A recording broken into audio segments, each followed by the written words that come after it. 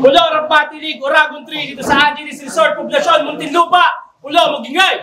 Yeah! Maraming salamat, Hypebeat, Black Manila, Real Jokes, R&R, Ship Clothing, at sa kanan ko, may MC, pakilala ka. Yo, Luminous Renzi, Muntinlaya, Mantra, anak ng Muntinlupa, shoutout sa Ingilika, Tulig Salitaan, sa Killions, Flip Top Beer, Tico Machi. Yeah! Sa kaliwa ko, may MC, pakilala ka. Uno mas, shoutout sa Creo, grupo ko, love you. Yeah. Sa mama ko, sa lola ko, sa papa ko, buong pamilya ko, love you. At Spire, sorry palagi yung wala. Let's go. Nanalo ng coin to si Luminous Renzi, pinili niya muna. Pahinga natin, muna ba? Luminous, go! Check! Game. Inspector Uno Mas. Huling laban, nagpanggap bilang detective. May nakasikasong kaso yun yung napili niya konteksto. Kaso walang silbing yung ganyang konsepto. Kung huling laban ko, nakita niyo binalagbag ko yung nag-arkitekto. Pero sa totoo lang, ako yung kaya sa kanilang battle. Kasi alam ko isa sa mga bagong aabangan. At nakitaan ko ng wisdom. Para sa akin, karangalan yung gantong laban. Lalo itong MC kapalitan, yung bara, tumatagos din sa eardrum. Pero kung gagamitin mong angulo yan, na kung yung nag-aya ng battle, pero tunahin mo lang na hindi ka mahanda sa ganito at masyado kang mapusok. Ako yung nagkasa ng laban, tama? Pwes ako lang din na magpapasya kung kailan at sinong puputok, kaya bang! Lumas! Sam Soriano. Una niyang pangalan, Sam Soriano. No disrespect kay Kuya. Pero ako talagang totoo nakakita kay Sam bilang isa sa mga bagong aabangan. At kung bakit classic at Battle of the Night yung Uno Mas versus Nasha, nung mga panahon hindi pa yung kilala, ako lang nakakita, ibig sabihin ako dahilan. Naisip ko kasing, ano kaya mangyayari kay Sam na gustong maging hip-hop pero lumaki sa subdivision kapag naghalubilo sa mga hip-hop na may totoong bisyo. Biro lang. Pero si Sam ay may resemblance ng dalawang flip-top MC. Parang siya yung nasa pagitan, ibig sabihin, eto ka lang. Gamitin natin ng mathematics. In-improve na ultimate tas hindi mahihain James Overman equals boom, ito yung Sam. To be honest, Sam, awkward ka mag-perform. Pero di ka mo itatanggi na meron kang mga solid lines. Pero yung matalo mo ako, hindi sa universe na to, siguro some other time. Kasi Sam, kung usapang pen game, you're someone. Meron kang pwedeng maibahagi. Pero kung di mo asahan yung performance, mananatili ka na sa body o meron ka nga something, pero meron din si Martri. something sa... Kasi sa bibig niya na mismo nang galing. Isa siyang weirdo, socially awkward. Tapos dito ka pupunta sa art form kung sa naglalamunan ng aura, tangina nakaka-hassle. Ayos din trip itong mga subdivision ko yun, no? Kapag sawa na maglaro ng Minecraft at Roblox, bilang maging rapper. Kaya makakit kung ako crucified. Pagpasok mo sa battle rap ay suicide. Creo, mali kayo nang nirecruit. Ito ay modern day slavery ang hindi makapag-perform ng ayos may execute. May execute bawat anggulong ginamit. Nilagyan ng dekorasyon. Parang larawang nasa nice frame. Pero di ko nabubuhayin si Uno Mas Sam Soriano. Alam niyo na ako si Waslane. Kapag nakita niyo akong hawak-hawak siya sa leeg, habang nakangat sa lupa, sabay-sabay kayo sisigaw ng Uno na parang naglalaro ng card game, kaya ano Uno Mas sabay. Sa metaphor, preference, aggression, antics, lalong-lalo na sa imagery, tignan natin kung dinabasag ng composure. May kita nila yan, lalo yung liwanag. Nagbinta ng imahe sa larawan, di po yung camera na kalong exposure. Larangon pa lang, alam nyo na, kahit kulang sa prep, ang dami ko pa rin nasabi. Pero di naman talaga ito yung introvert na gusto kong makalaban. Mas trip ko yung pag wala sa comfort zone, dun mas komportable. What's up, Jabo? Tay, wala ba? Try ka natin. Yo! Sabi, combination ako ni James tsaka si Ultimate. Magandang offer na to. Totoo nga, mas over ako sa'yo. Tingnan mo. Luminous Renzi, dubious bestie, studious MC, stupid dude LT.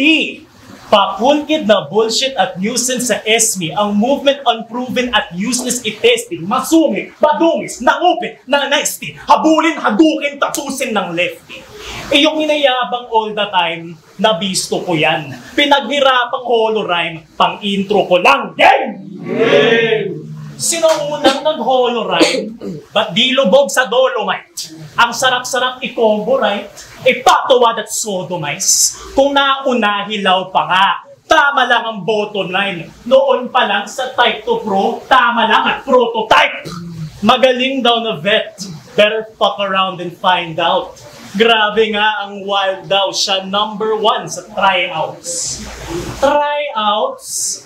Ba't ganun? Ang gulo. Ba't ang booking mo si Beer? Ilang taon? Sa pulo? Ikaw pa Rookie of the Year? Magaling ng buwan ang mano, walang barang diyangat. Ganda nga ng mga punches tapos champang sinapak. Master to ng 16 bars tapos kay mas matinapat. Kung dala kay M16, ikaw pa rin ang rinatrat. Kung wala kang buwan ang mano, ikay tuta sa pangkat. Ngayon lang ka gumaling, may natutunan sa pagkat. Kung noon pa ginawa, di sana umangat nawa kasi consistency is key, kaya ka lumagpas sa lax. Kaya tuwang-tuwa, ramdam ko nga ganun ang cheer. Kung doon ka plumakda, wala ka na, ayun ang fear. Kung gumaling ka pa, ang pwesto mo doon sa rear. Improvement ko sa rookie year para sa'yo buong career. Kaya, ilabas mo na lahat. Mga linyang pamatay, mga linyang malakas, baka di makasabay. Buenang mano, Iron Man, para di ka sasablay. Kapag nag-snap si Iron Man, dito rin mamamatay. Tayo, pangalawang ba? Pakinggan natin. Yo! Tinitira pa yung holorime ko? Eh paano kung itlog mo, pitikin ko, di ka may tirador ang gamit? At mas masakit kasi yung goma sa buglit mo sumasabit. Pero malamya si Unumas, parang bakla. Kaya yung katas namin, sa'yo namin ibubuhos. Pag sinabihan nyo na ng subo mo to, gagawin niya auto-ubos. Gaya mo, gayo. Ah!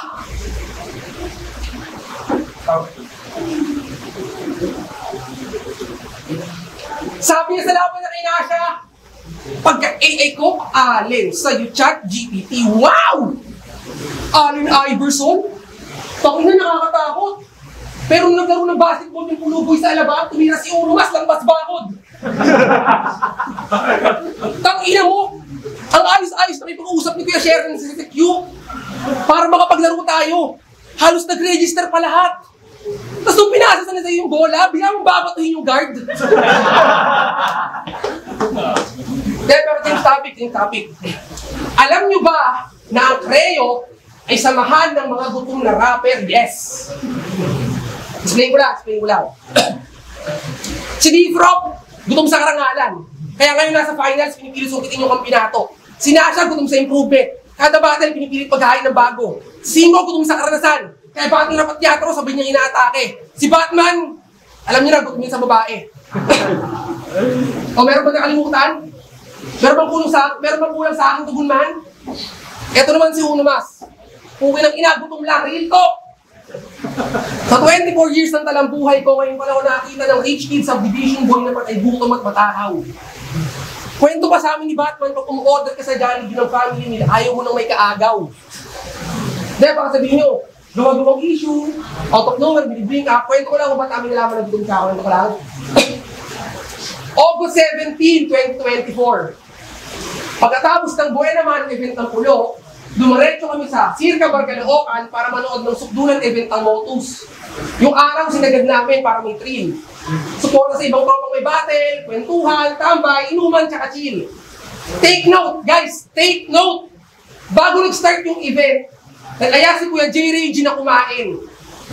So expected, busog na yung lahat kasi nakapag-food trip na yung mga itik. Pagbalik ng Circa, umorder ng alak, pulutan, french fries, tsaka sisig. Nakakaisang ikot pa lang yung bote. Ha. Nag-start na yung event. Rubin versus Platito. Iniwan namin yung alak at pulutan. Tamang load na muna yung mga gago. Pagtapos ng battle, bumalik kami sa lamesa, inabutan namin si Unumas, sinisimot yung plato. Kung ina mo kahit yung sunog na sibuyas sa system plate, di mo pinalagpas. Lahat kami nung hindaltol. Yung kakaperang gut na ginihilig na natira sa french fries, buko ng ilat ni Itinidor. Burgis na po tayo gutom ang puta. E di nagkatingin na kami lahat. Kasi ang dami pa nung alak, tapos wala ng pulutan. Kung isipin yung mga tol, talaga nakakapanghina. Nung tanong namin si Unumas, ano nangyari, sagot niya sa amin, di, ubus na talaga yan kanina. Ubus na talaga kanina. Tol, wala pang 5 minutes yung nanong umorder. Wala pang 5 minutes yung nanong umorder. Sobrang takaw mo, kulang na lang humingi ka ng extra rice. Si Jabo nagre-reklamo, 300 yung ambag niya. Ketchup lang doon natikman sa loaded fries. Kaya nadala na yung mga yan. Pag nagiinuman daw, wala ka sa mamulutan, papaluhin ka na lang ng bote. Nakita mo, walang nakahain ng sisig, di ba? Tinago namin ni Kuya Sharon sa kotse. Ang ironic yun, no? Rich kid, tapos subdivision boy, pero matakaw, dapat ay gutom. Tapos battle mo, sisitahin mo si Nasha, dahil palagi siyang walang load. The fuck? Anong alam mo sa ganun? Lumaki kang komportable. Nakatira sa gated community. Yung mga hassle namin, di mo magigets. Kami nakikipagsapalaran sa looban, pinaka-struggle mo araw-araw pag walang malamig na tubig sa rep. Anong alam mo doon, Mas? Real talk lang. Anong alam mo doon? Walang mo ng rhyme. Anong alam mo doon? Anong alam mo sa buhay ng mga magagawang Pilipino sa araw-araw? Nung galing na yung circus, sinudukan ng kuya mo nakakotse. Anong alam mo sa yun? Ha? Anong alam mo sa mga taong pinapalagan yung trabaho na 200 per day yung sahod dahil sa hirap ang kinangulatan? Habang pamilya mo masagana, yung inulam nyo yung araw, din nyo na inuulam kinabukasan. Anong alam mo doon, Mas? Anong alam mo? Yung pamilya mo naka-postpaid plan. Habang para sa amin, yung pinakamurang load 60 pesos, pang 3 araw. Pero minsan kinukulang. Alam na mga tropang minimum wage earner dito na ako 60 pesos na lang naman ang bulsa ko, imbis na ipang load, ipang bibili ko na lang ng ulam. Uno, Mas, anong alam mo? Dati rin ako minimum wage, pero nakatakas sa ganon. Sinuwerte. Kaya ako yabangan mo, sisiguraduhin mo matututo to. Tol, marunong ko kumalalay sa mga tropang nangangailangan, hindi para magbanggit ng pangalan, alam niya namang kagrupo mo. Alam niya namang kagrupo mo. Ang sabi nga dito, ang problema nire-resolba, hindi inaanggil. Pero yung balik sa'yo dito pa rin, kasi yung pamamahiyaan mo kay Nasha, ginawa mo yun sa battle. Tsaka paalala ko na nga, itong kultura natin, binuo ng mga African Americans, minorities, mga taong na-oppress ng mayayaman at may kapangyarihan. At yung saloobin nila sa lipunan, hindi nilabas nila dito. Pero kung paano ka naging hip-hop, kung lumaki kang komportable sa mamaliit na kapwa MC, yung oppressor ikaw mismo. Pero di mo kasalanan pinangarap kang mayaman, tol. Di mo kasalanan. Kung anong gagawin mo sa pera, wala na kaming pake. Ang kasalanan mo lang, gamit mong pang-atake sa amin yung mga bagay na hindi naman namin ginustong wala kami. Lahat ng rekta ko sinabi. Ano pa sa kalye. Wala nang metaphor at wordplay. Yung uno, binigyan ng liwanag, parang kandila sa first birthday. Parang kandila sa first birthday. At sa dami ko sinabi, sana natuto ka. Sana ikaw ay natuto. Samson Yano, a.k.a. Uno Mas. Elitistang patay gutom. Mag-i-rebact na yan. Kasi alam niyo yung angle tungkol sa pulutan. Patayin mo eh. Marami tututunan. Pero bago balik sinabi ko, gago balik ko yung pulutan. Kaya, palaban, kaya ka natin. Expect niya, i-rebag ko yung sisig. Bulok ka. Bakit? Ako nagsabi. Ubus na. Dati lang alias, Terror Bite. Nice. Hela type, tunog choker sa rap type. Tang-inang kalaban, batak ng leprosy. Terabyte pangalan, wala akong memory. Dapat kamunghiyan walang bilang tong joke. Laban yun ni Moy, pakuntiyan ng joke. Kanyang gun bars, mala big T. May silbi mga yan kung bawat battle ka naghahang mag-big T ka na lang. Si Renz, palaban. Pumapalag pasabi. Bawat battle naghahang panay palag ka pare. Pag maganyan, kung palag niya grabe. Kung palag-palag ba't palag palagi? Ang wordplay, inulit ng gagong makulit. Ang lag, paulit-ulit, bago mag-connect. Kung palag hangarin, kay wasak na nga rin. Ang lag inulit, lag ka sa akin. So, usapang crowd control, bobo mo talaga. Replay value, wala kang halaga. Kung usapang halaga, matagal na busted to. At kung may value talaga, asan 300 ko? Di nyo gets, crowd pa magre-rebat. Sobrang dalay ng ating punch, kalaban lang nagre-react. So, kita nga, tahimik. Kasi di nga nagre-react. Fuck you, ba? Di na nagre-react. Napahimik lang yung crowd. Walang pa lang nasilip. Rich kid ako. Kasi 300 ko. Fuck you, ba? Kaya kalaban ko, irate. Temperament ng primate. Vampira na may blind rage. sunog ka pa sa light shade. Ang labang natin, Diyos ko po, kulang pa sa mileage. Pag sinaksak ko puso mo, dun magiging high stakes. Dahil muling ba, pahinga natin, Luminous.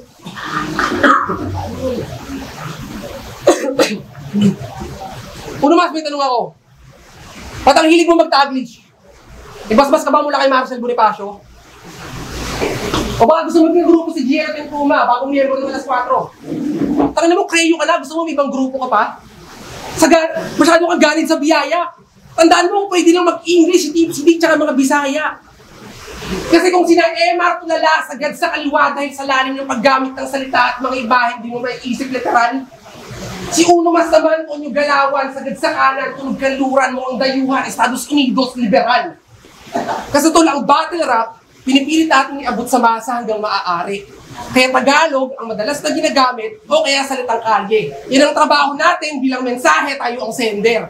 Pero kung naman ang rounds niya 70% English, kaso wala ng tectonics, pwede kang mag-call center. Refer ka tumisira yung gago. Mataas bigayan sa kanila. Yung skills mo talagang hindi madededma. Kaya lang pag di mo naabot yung quota sa isang araw, bigla kayong kakadena. Pogo pala ang puta. Hindi, pero Ahon 12. Pistolero versus Marshall Bonifacio. May sinabi si Kuya Pistol, remix ko okay lang.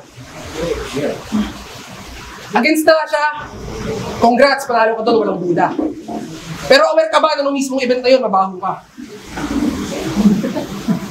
Real talk ang baho.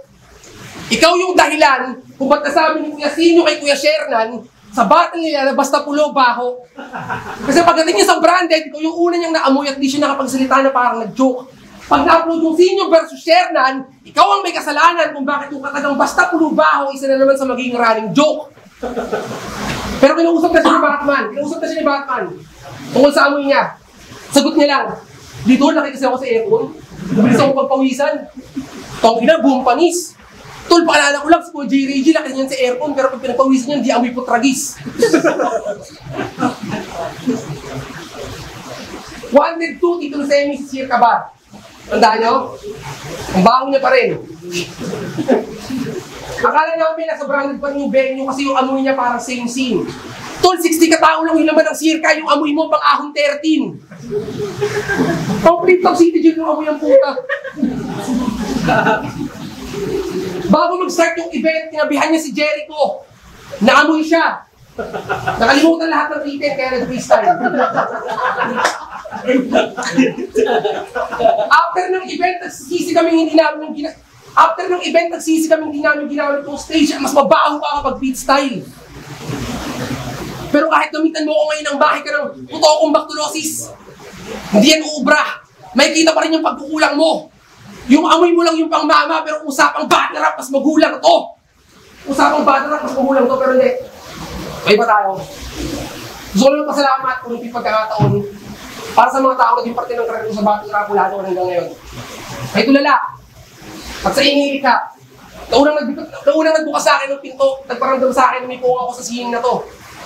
Si tulala yung mga panahon nung mga panahon hinahanap ko pa lang yung sarili ko, siya yung gumabay sa akin, nung natanong ko yung sarili mo, asa na ba ako? Kayo may nga karisma, mga day ones. Kapalitan ng opinion at ideya. Bilang tawang madaldal, malaking bagay sa akin na mayroong pwedeng pagkwentuhan, pwede kang magsabi. Ang nalabas sa battle rap, agapay ko palagi, at kayo parehas ko nung kumpare. Sa mantra, mga tol, salamat sa inyo. Sa suporta, kahit magkakaiba tayo ng estilo, opinion, prinsipyo sa buhay at paniniwala. Sa mga panahon wala akong ibilib sa sarili, isa pa rin isang nagtitiwala. Kay Batman nulat, kahit kupal yung tao, rito, ito, isa yun sa pinakamaasahan. Kapag yung mga desisyon ko sa buhay na hindi ko na kaya, pinapasok ko sa kanya, literal na bahala na si Batman. Kaya espero, tol, magaling ka. Isa sa mga MC pinakatotoo sa mundo ng tagkalan ng sikreto. Pag may gusto akong sabihin, kung nagdadalawang isip na sabihin sa kanya palagi. Alam ko tol, busy ka. Alam mo yan, ramdam kita palagi.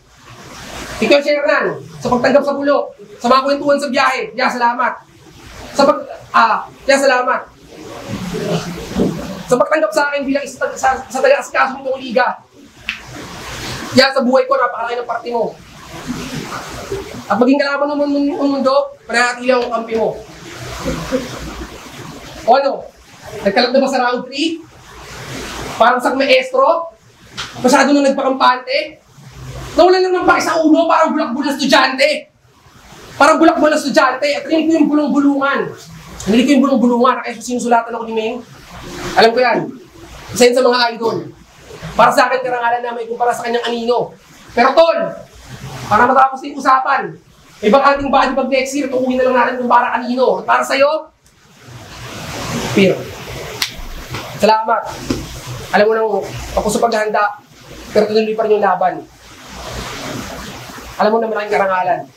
Kahit titigan mo ako ng harap-harapan, titigan mo ako ng harap-harapan. Kayo sabihin niyo ako sumbit bang kamatayan sa napili kong kalaban. Tayo.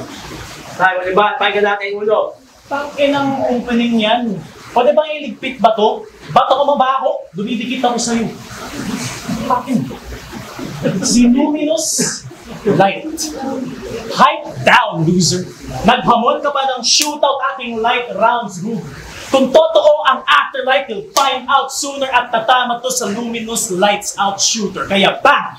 Now, anong palagni bro? Pag-ubos ng full clip siya'y basag dito. Kahit Marvel vs. Capcom saksito. When I control steel kita magdito. Kay Kuya Jay ka magpatulong, kawawa ka na klaro. Sumigaw ng ugagatang, tatamaan matagago. Bulag sa baliktaran, bago malakas. Humingi ka pa ng unong iyong grado mataas. Kahit sino pang tawagan, it's needless to say, Mali bleeds on the pavement, all feeble and naked. Kahit evil ang statement, lahat ng people elated, walang magagawa ang mantra, premeditated. Ano? Di mo trip? Di mo trip? Di mo vibe? Sayang lang ang battle. Puro taglish, puro gun bars, damay, di pang flip top mga angle. Panay taglish mga banat, abot langit confidence. Sumalam nang wala na ang English conference. Ang kalaban mo ngayon, isang gagong tanga. Nagpangarap ko sa big stage ay naglaho na nga. Ito'y klaro na nga. Kaya paano pa ba kung di ako pang flip top? Lalo ka na. Ang taga-highlight ng malakas at insane. Ikaw ang spotlight sa labas ng big stage. Laging overshadowed. Lahat nag-testify at lumalabas anino pag ang shot against the light.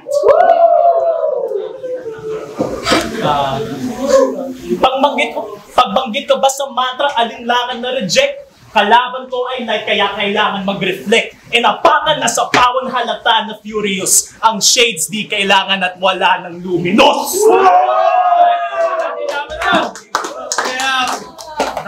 Mula Rapatilig, Oragon 3, dito sa Angeles Resort, Poblacion, Muntinlupa. Mula magingay! Hype Beat, Black Manila, Real Jokes, R&R, Ship Floating, at ang bote ng Jurado, 3-0 para kay Uno Mas.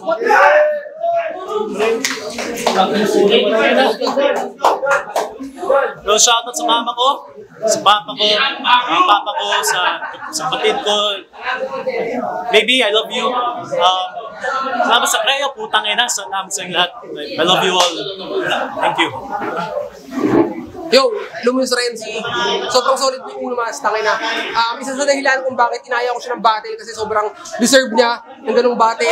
At gusto ko pang mas mapakita niyo kung ano yung skills na meron siya. Ayun, props kay Uno Mas, no excuses. Uno Mas yun. Gusto ko lang mag-shoutout sa asawa't anak ko, kay Dayan at Kaya, sa TL ko, TL Ran, kay TL Da. Yun, Ulo, mas malakas pa. Salamat. Yo, Gio, Kalimbay, Defame. Binoto ko all 3 rounds si Uno Mas kasi mas maganda yung structures, mas kuha niya yung pesa niya. Yo, kita naman sa video. Rice Gonzalez, binoto ko si Uno Mas. Overall performance lang. Pero yung round 1 and 2, pwede kong ibigay talaga yung kay Luminous. Kaya lang parang nawala siya sa round 3, kaya parang kinuha ni Uno Mas yung momentum Parang natabunan yung round 1 and 2 ni Lums, kaya binotong si Uno Mas. Yo, Vicente na Blackout Rap Battle. Shoutout sa Bara-Bara Rap Battle kay Kiasina. Pulo syempre. binoto ko sa battle na to. Uno mas, sa round 1, binigay ko siya ng gahib na lang konti lang kay Luminous. Pangalawa, round 2, binigay ko lang din siya ng konti kay Luminous. Ngayon, itong pinaka-naging deciding factor is yung round 3. Yung round 3 kasi mas natabunan yung 2 and 3 na round ni Luminous compare na susulat ni sa ginawa ni Uno mas yung round 3. Mas marami punchline, punto, mas marami suntok na tumama. Kaya para sa akin, Uno mas yun. Nabuhat yun ng 2 and 3 ni Luminous. Kaya para sa akin, Uno mas yun.